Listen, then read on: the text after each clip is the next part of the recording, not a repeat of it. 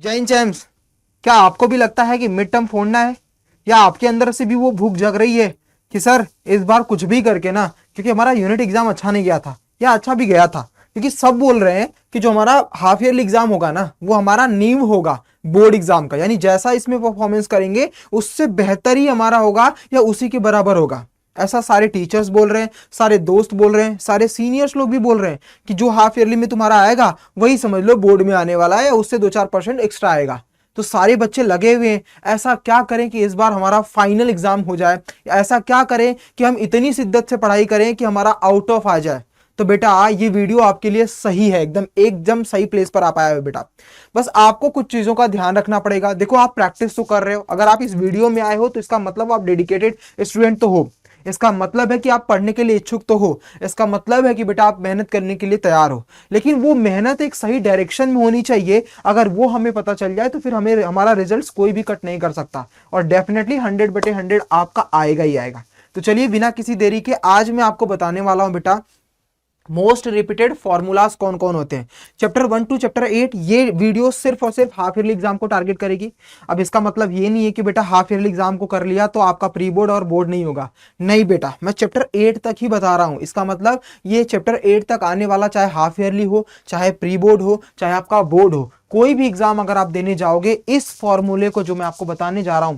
और हाँ बेटा, फॉर्मूले के साथ साथ मैं टॉपिक्स भी बताऊंगा, टाइप्स ऑफ क्वेश्चन भी बताऊंगा, तो ध्यान से मेरे वर्डिंग पर सुनते रहना और जो भी तुम्हें लगेगा उसको नोट करते रहना जरूर से। बाकी ये पीडीएफ मैं आपको टेलीग्राम पर दे दूंगा, डिस्क्रिप्शन में उसका लिंक है, जाकर के ज्वाइन कर लो। टीजी ग्रुप करके है टेलीग्राम ग्रुप, उसमें ज्वाइन हो जाओ। ये पीडीएफ वहां पर डाल दूंगा, तो लिखने के चक्कर में नहीं, सुनो और उससे जो लिख सकते हो बेटा वो लिखो। पहले सुनना ध्यान से, क्योंकि बहुत सारे ऐसे बच्चे होते हैं बस नोट करना, नहीं बेटा पीडीएफ दे दूंगा नोट करने के लिए, जो तुम्हें समझ में आए उसको नोट करना, वो तुम्हारा इंपॉर्टेंट पॉइंट दिखाएगा, ठीक है। तो आज मोस्ट इंपॉर्टेंट फॉर्मूलाज यानी मोस्ट रिपीटेड फॉर्मूलाज देखेंगे चैप्टर 1 टू 8। चलिए बिना किसी देरी के सबसे पहले स्टार्ट करते हैं बेटा नंबर 1, यानी जो हमारा रियल नंबर्स होता है। अब ध्यान से देखो, 3 टॉपिक्स हैं। अब यहां से आपको टॉपिक्स भी क्लियर हो जाएगा कि हमें किस पर मेहनत करनी है, यहां से आपके फॉर्मूलेज भी पता चल जाएंगे और किस टाइप्स के क्वेश्चंस बनते हैं वो भी मैं आपको समझाता चलूंगा। तो अगर रियल नंबर्स की बात करें तो पहला फॉर्मूला बनता है एचसीएफ इंटू एलसीएम बराबर ए इंटू बी, मतलब एचसीएफ और एलसीएम का जो प्रोडक्ट होता है दो नंबरों के प्रोडक्ट के बराबर होता है।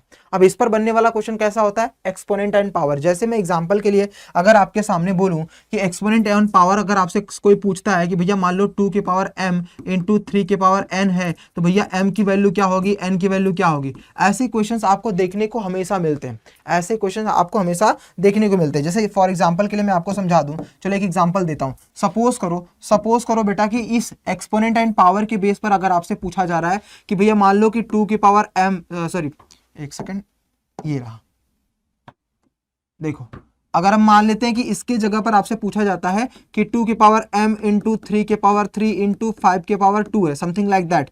ऐसा कोई a का नंबर है बेटा, और b का नंबर है आपके सामने 2 के पावर 4 इंटू 3 के पावर n इंटू 5 के पावर 2, समथिंग लाइक दैट ऐसा है। और इसका आपके सामने एलसीएम दे रखा है बेटा कि 2 के पावर 7 है इंटू 3 के पावर 4 है इंटू 5 के पावर 2 है, ऐसा आपके सामने एलसीएम दे रखा है। तो बेटा यहां से डायरेक्टली आपसे क्या पूछता है कि आप मुझे बता दो कि एक्सपोनेंट क्या होगा, यानी m की वैल्यू क्या होगी, n की वैल्यू क्या होगी। तो एक्सपोनेंट एंड पावर जिसको हम बोलते हैं उसके बेस पर आपका ये क्वेश्चन डायरेक्टली बनता है बेटा। तो बेटा देखो, जो सबसे हाईएस्ट होता है इसमें m कितना है पता नहीं, इसमें 4 है, लेकिन एलसीएम में कितना हाईएस्ट है 7, इसका मतलब इसके जगह पर क्या आएगा बेटा 7 आएगा।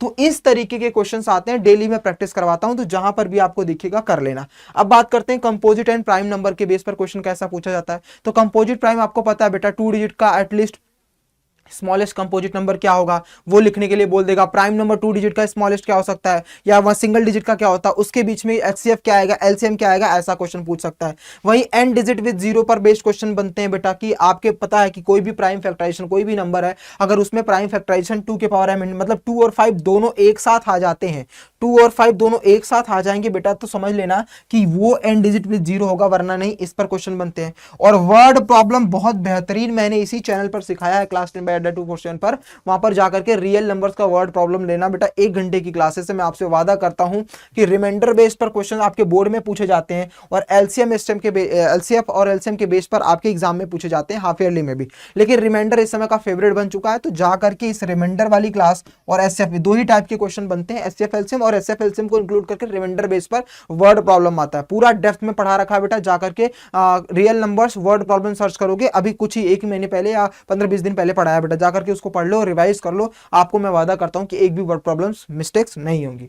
नेक्स्ट बात करते हैं दूसरे चैप्टर्स की। अगर पॉलिनोमियल्स की बात कर ले तो पॉलिनोमियल्स में सबसे पहला इंपॉर्टेंट आता है कि फाइंड द, अगर आपके पास जीरोस हैं, आपको पता है बेटा, मान लो कि जीरोस अल्फा और बीटा है, तो उसके क्वाड्रेटिक पॉलिनोमियल क्या बन सकते हैं, उसके फॉर्मूले पर बेस्ड क्वेश्चन पूछता है। कुछ यहां पर मैंने शॉर्ट ट्रिक्स लिख रखे हैं, जैसे रेसिप्रोकल हो, नेगेटिव हो, सम और प्रोडक्ट का दे रखा हो, तो ये एमसीक्यूज में आपका बहुत हेल्प करता है बेटा। आपको पता है कि हमारा स्टैंडर्ड फॉर्मेट होता है ax square plus bx plus c, तो रेसिप्रोकल ऐसा लिखता है कि if 1 zeros are reciprocal to others, ऐसा बोला है, if 1 zeros are reciprocal to others then find the value of k, find the value of m, something like that, ऐसा question आता है।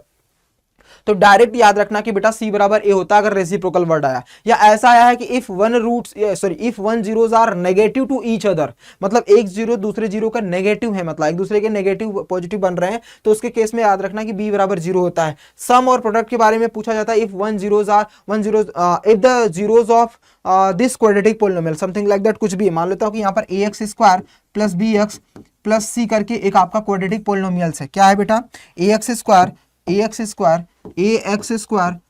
bx प्लस c करके क्वाड्रेटिक पॉलिनोमियल है आपका। इस क्वाड्रेटिक पॉलिनोमियल के sum of zeros and product of zeros बराबर होते हैं, ऐसा क्वेश्चन बनता है। तो डायरेक्ट इसकी b और c की वैल्यू माइनस b बराबर c कर दोगे, आंसर खत्म हो जाएगा। वही ये फॉर्मूला मोस्ट इंपॉर्टेंट है, relation between zeros and coefficient करके, अल्फा प्लस बीटा बराबर माइनस b बाई ए और अल्फा इंटू बीटा बराबर c बाई ए। और दो फॉर्मूला जिसके बेस पर आपके बोर्ड में बहुत बार क्वेश्चन पूछे जाते हैं, उसमें याद रखना कि हमेशा a alpha square plus beta square के बेस पर अगर क्वेश्चन देखने को मिलता है, तो इसके प्लेस पर हमेशा ये फॉर्मूला याद रखना, मैंने बारंबार आपको समझा रखा है। वहीं अल्फा माइनस बीटा की स्क्वायर, मतलब अल्फा माइनस बीटा कभी कभी क्वेश्चन में दे देता है, तो उसका फॉर्मूला ये फॉर्मूला याद कर लेना, रिवाइज कर लेना, इस पर क्वेश्चन प्रैक्टिस कर लेना, इससे बाहर एक भी क्वेश्चन नहीं बनेंगे। बात करते हैं चैप्टर 3 पर। चैप्टर 3 पर मोस्ट इंपॉर्टेंट है इंटरसेक्टिंग कॉन्साइड एंड पैरेलल।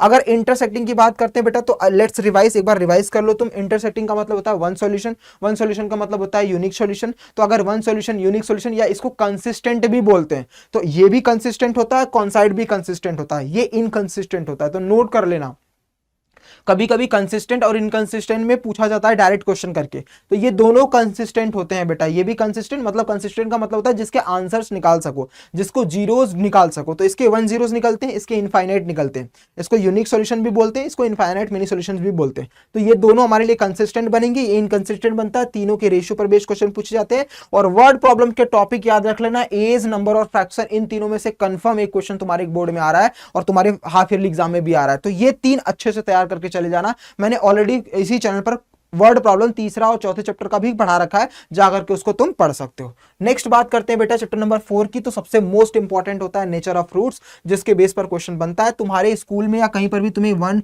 2 और 3 ये तीनों टॉपिक्स पढ़ाए जाते हैं। मैंने तुम्हें 5 दे रखा है बेटा, क्योंकि ये 2024 बोर्ड में पूछा गया था और एग्जामिनर इस पर बेस्ड क्वेश्चन ज्यादा पूछ रहा है आजकल।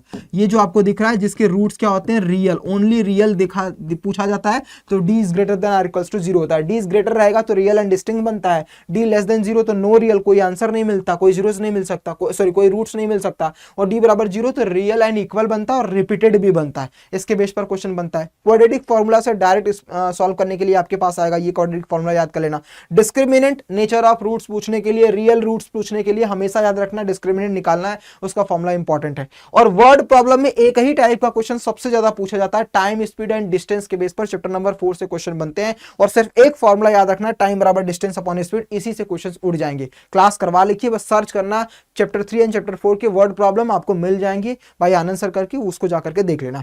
उसके बाद ये आपका फॉर्मूला तो पता ही है, ये फॉर्मूला होता है आपका कौन सा बेटा, क्वाड्रेटिक इक्वेशंस को फाइंड करने का, इसको पढ़ लेना, याद कर लेना। नेक्स्ट पॉइंट पर चलते हैं बेटा, चैप्टर नंबर 5 पर अरिथमेटिक की बात करें तो बस एक ध्यान रखना, फॉर्मूले को भी प्रेजेंट करने का। 4 फॉर्मूले होते हैं बेटा, जिसमें से 2 ही फॉर्मूला मेन होता है, लेकिन तुम्हें पहचानने के तरीके बता रहा हूं। अगर how many, which, divisible, multiple number of terms, ये सारे वर्ड आते हैं तो तुरंत बेटा समझ जाना कि मुझे इस फॉर्मूले का यूज करना है, an बराबर a plus n minus 1 into D. और उसमें भी एन की वैल्यू निकालनी है। मैंने क्या बोला, अगर ऊपर लिखे हुए सारे कीवर्ड में से कोई भी एक कीवर्ड आपके क्वेश्चन में आ जाता है तो आप क्या करोगे बेटा कि सबसे पहले यही फॉर्मूला अप्लाई करोगे, क्या, ए एन बराबर A plus N minus one D, और उसमें भी एन की वैल्यू ही निकालोगे। इस क्वेश्चन का मतलब ही होता है कि ये सारे वर्ड आए तो एन की वैल्यू आपसे पूछ रहा है। वहीं दूसरी तरफ लास्ट एंड, अगर मान लो इन सब के साथ क्वेश्चन में लिखा हुआ है फ्रॉम लास्ट एंड से फाइंड करो, तो ये फॉर्मूला ना करके ये फॉर्मूला अप्लाई करोगे। मतलब जब वर्ड आता है लास्ट एंड से निकालना है आपको, nth term, 10th term, 20th term, तो आपको ये फॉर्मूला यूज करके ए एन बराबर L minus N minus one D use करना, ठीक है। और बेटा अगर इन सारे कीवर्ड के साथ में ये दोनों वर्ड भी आ गए, कौन कौन से, how many, which, divisible, multiple number of terms, इनके साथ में सम या टोटल में से भी कोई वर्ड आ गया तो ये दोनों फॉर्मूला नहीं यूज होगा, तब फॉर्मूला आपका ये यूज होगा, एस एन बराबर N by two, two A plus N minus one into D, ठीक है। और इनमें भी अगर ए और ए एन दोनों गिवन है, मतलब फर्स्ट टर्म और लास्ट टर्म दोनों गिवन है, कभी कभी शॉर्ट ट्रिक्स दे देता है बेटा, शॉर्ट क्वेश्चन देते हैं एमसीक्यूज में कि फर्स्ट और लास्ट दोनों रखा है, तो भी ये फॉर्मूला ना यूज करके शॉर्ट फॉर्मूला यूज करेंगे, एस एन बराबर N by two A plus A N. बस इतना ही पढ़ लेना इस चैप्टर से, तुम तोड़ू ना का फोड़ू ना का मचा दोगे बेटा। नेक्स्ट, ट्राइंगल में बस 2 पॉइंट पढ़ना है, बीपीटी और रिवर्स बीपीटी यानी कन्वर्स बीपीटी को प्रूव करने का तरीका और उस पर बेस्ड एमसीक्यूज, और कुछ नहीं करना है। 2 ही टॉपिक्स पढ़ लो, तुम्हारा ट्राइंगल पूरा कंप्लीट हो जाएगा। प्रूव करने वाला बीपीटी और सीबीपीटी मतलब कन्वर्स बीपीटी थ्योरम पर डायरेक्ट क्वेश्चन बनता है बेटा, डायरेक्ट यही क्वेश्चन प्रूव करने के लिए पूछा जाएगा, और आपको एमसीक्यूज और प्रूव वाले क्वेश्चन पढ़ने, इस चैप्टर से उतना खास पढ़ने की जरूरत नहीं है।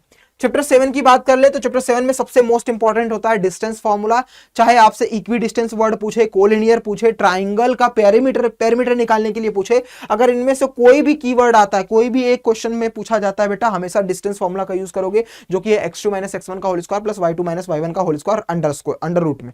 ये फॉर्मूला अप्लाई करके आप क्वेश्चन को उड़ा सकते हैं। वहीं दूसरी तरफ सेक्शन फॉर्मूला मोस्ट इंपॉर्टेंट होता है। एक्स सबको फॉर्मूला पता होता है बेटा, लेकिन उस सेक्शन फॉर्मूला में अगर रेशियो पूछा जाता है, तुम्हें पता है सेक्शन फॉर्मूला 2 टाइप से में पूछा जाएगा, या तो रेशियो दे देगा तो कोऑर्डिनेट पूछेगा, और कोऑर्डिनेट दे देगा तो रेशियो पूछेगा। तो जब रेशियो पूछेगा हमेशा याद रखेंगे बेटा क्या, कि उसका रेशियो m और n की वैल्यू, यानी इसमें जो m और n है बेटा उसका हमेशा रेशियो क्या होता है, k:1 हमेशा लेंगे। वहीं दूसरी तरफ इसमें मिड पॉइंट भी पूछा जाता है सेक्शन फॉर्मूला में, तो m और n की वैल्यू 1:1 हो जाती है, यानी m और n की जगह पर 1 1 लिखोगे तो इसका फॉर्मूला होता है x1 प्लस x2 अपॉन में 2, y1 प्लस y2 अपॉन में 2। ये किसका, मिड पॉइंट का फॉर्मूला होता है, इसी फॉर्मूला से बनता है। अगर इन्हीं को सेक्शन फॉर्मूला को एमसीक्यूज में सॉल्व करने की भी शॉर्ट ट्रिक्स मैंने आपको दे रखी है, कि अगर इसी फॉर्मूला पर एक्स एक्सिस से आपको रेशियो पूछता है, क्या पूछता है, एक्स एक्सिस से रेशियो पूछेगा, तो बस इतना फॉर्मूला याद रखना, my2 प्लस ny1 बराबर 0, तुम्हारा रेशियो निकल जाएगा। और अगर इसी सेक्शन फॉर्मूला पर रेशियो पूछता है y एक्सिस से, तो हमेशा याद रखना mx2 प्लस nx1 बराबर 0 कर दोगे, आंसर आ जाएगा। मतलब x पूछेगा तो y का फॉर्मूला, y पूछेगा तो x का फॉर्मूला, आपका कोऑर्डिनेट ज्योमेट्री खत्म हो जाएगी। बस इतना ही पढ़ लेना, इस पर रिवीजन कर लेना, इसके क्वेश्चंस की प्रैक्टिस कर लेना, और कुछ ज्यादा करने की जरूरत नहीं है। नेक्स्ट करते बेटा, ट्रिग्नोमेट्री लास्ट चैप्टर हमारा 8 है। बस इसमें कुछ इंपॉर्टेंट आइडेंटिटीज आपको पता होनी चाहिए, और प्रूफ वाले क्वेश्चन जो कि मैं अपने लगातार शाम को जो 7 से 8 डेली क्लासेस चलती हैं बेटा, क्लास 10/2 पोर्शन पर, अगर आप जानना चाहते हो तो रोज शाम को 7 से 8 आ जाया करो। हमेशा आपको क्लासेस मिलती है, रिविजन होता है, प्रैक्टिस आपको करवाई जाती है प्रूफ वाले क्वेश्चन। तो आइडेंटिटीज आपके सामने रखी, बस इस आइडेंटिटी को अच्छे तरीके से पढ़ लेना। इन दोनों का इसको रेसिप्रोकल आइडेंटिटीज कहते हैं बेटा, क्योंकि इन दोनों का स्क्वायर, ये फॉर्मूला जो है ना, sec square theta minus tan square theta बराबर 1 होता है। तो इसका मतलब क्या होता है, ए स्क्वायर माइनस बी स्क्वायर। देखो ये ए स्क्वायर माइनस बी स्क्वायर बराबर A plus B, A minus B. तो बेटा अगर इसके बराबर 1 है तो ए माइनस बी पूछे तो इसको ट्रांसफर कर देना, ए प्लस बी पूछे तो इसको ट्रांसफर कर देना, जस्ट लाइक ऐसा। ये एक दूसरे के रेसिप्रोकल होते हैं, इसलिए रेसिप्रोकल आइडेंटिटीज कहते हैं। ये आपका मेन आइडेंटिटीज है जिसके बेस पर क्वेश्चन प्रूव करने होते हैं, और इन दोनों आइडेंटिटीज की हेल्प से हम क्या करते हैं, ये हमारा एल्जेब्रिक आइडेंटिटीज है, इसकी हेल्प से हम क्या करते हैं, इसमें हम रख करके क्वेश्चंस को प्रूव करते हैं। तो ये छोटा सा इंपॉर्टेंट फॉर्मूला वाला टॉपिक मैंने आपको बता दिया, फॉर्मूला भी बताया, टॉपिक्स भी बता दिया, क्वेश्चंस भी कैसे पूछे जाते हैं वो भी मैंने बता दिया। अगर आपने अच्छे से इसकी प्रिपरेशन कर दी तो मैं गारंटी और दावे के साथ कहता हूं बेटा कि आप एक भी नंबर्स कट करके एग्जाम में नहीं आओगे। बशर्ते आपको इतना ध्यान रखना है, मल्टीपल प्रैक्टिस करनी है।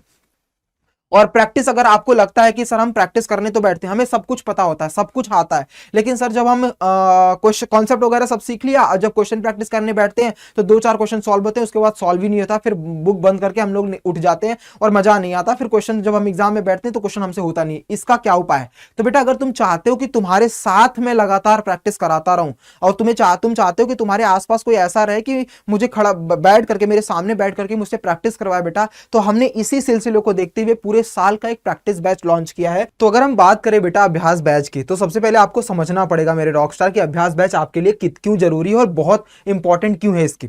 देखो बेटा, आपको पता है कि जब भी आप क्वेश्चंस की प्रैक्टिस करने जाते हो आपको फॉर्मूला भी पता होता है, लेकिन आप एग्जाम में बैठ करके सॉल्व नहीं कर पाते। क्यों? कभी सोचा है आपने? आपके सामने क्वेश्चंस आते हैं, अगर आप घर पे सॉल्व कर रहे हो तो आपको समझ में आ जाता है कि इसका आंसर कैसे निकलेगा, लेकिन वही क्वेश्चन अगर एग्जाम में आता है तो आप उसको सॉल्व नहीं कर पाते हो, और या तो सॉल्व करते हो तो तुक्का मार करके या गलत करके चले आते हो। इसके पीछे का रीजन है बेटा कि आप प्रैक्टिस नहीं करते, और प्रैक्टिस करने का जिम्मा हमने उठाया है, इसीलिए हम लेकर के आए हैं अपना अभ्यास बैच, जो कि प्राइस है बेटा केवल और केवल 810 रुपए। यानी आज और कल में अगर आप ये ले रहे हो बच्चा, तो केवल और केवल 810 रुपए में इसकी प्राइस आपको मिलने वाली है मेरे रॉकस्टार। तो जल्दी से जल्दी जाओ, डिस्क्रिप्शन में लिंक है, आपको कोड भी अप्लाई नहीं करना। अगर कोड मांगता है तो कोड याद रख लो बेटा, आनंद K10। क्या याद रखना? ANAND K10 K10 आपके सामने यहां पर लिखा हुआ बेटा, आनंद K10, इसका यूज कर लेना। वैसे जो डिस्क्रिप्शन में लिंक लगा हुआ बेटा, वो डायरेक्टली उस पर क्लिक करोगे तो ऑलरेडी कोड अप्लाइड है, वहां पर 810 रुपए की प्राइस है। जल्दी से जाओ और उसको ले लो। इसमें फायदा क्या है बेटा, हम क्या क्या दे रहे हैं इसके लिए बता दूं बेटा, कि हमारी लाइव क्लासेस चलेंगी, और लाइव क्लासेस जो चल रही है वो केवल मैथ्स की नहीं, SST और साइंस की भी है, जिसमें हम 1500 से 2000 क्वेश्चंस की प्रैक्टिस कराने वाले हैं पूरे साल। ये केवल एक महीने का नहीं है बेटा। तुम्हें भी पता है कि आगे चल करके तुम क्वेश्चन बैंक खरीदोगे, आगे चल करके तुम PYQs खरीदोगे, तुम कुछ मत खरीदना बेटा, उसमें पैसे वेस्ट करने की जरूरत नहीं है। वो सब कुछ हम इसमें कराने वाले हैं, सैंपल पेपर हो, PYQs हो, कुछ भी, एनीथिंग, जो जितने भी क्वेश्चन हम करवा सकते हैं हम सब कुछ इसमें लेकर के आने वाले मेरे रॉकस्टार। तो जल्दी से जल्दी, ये ऑफर सिर्फ और सिर्फ इस मंथ एंड पर जो चल रहा है, ये आज और कल का है बेटा। तो जल्दी से जाओ, परचेस करो और फटाक से क्लास में आ जाओ, क्योंकि वहां पर हम कर रहे हैं, वहां का हमारा मकसद है बेटा कि उस बैच में पढ़ने वाला हर एक बच्चा मैथ्स में 100/100 लेकर के आएगा। इतनी हम मेहनत करने वाले हैं। तो मिलते हैं अगली वीडियो में, तब तक के लिए ख्याल रखिए अपना और अपने पेरेंट्स का भी। जय हिंद मेरे रॉकस्टार।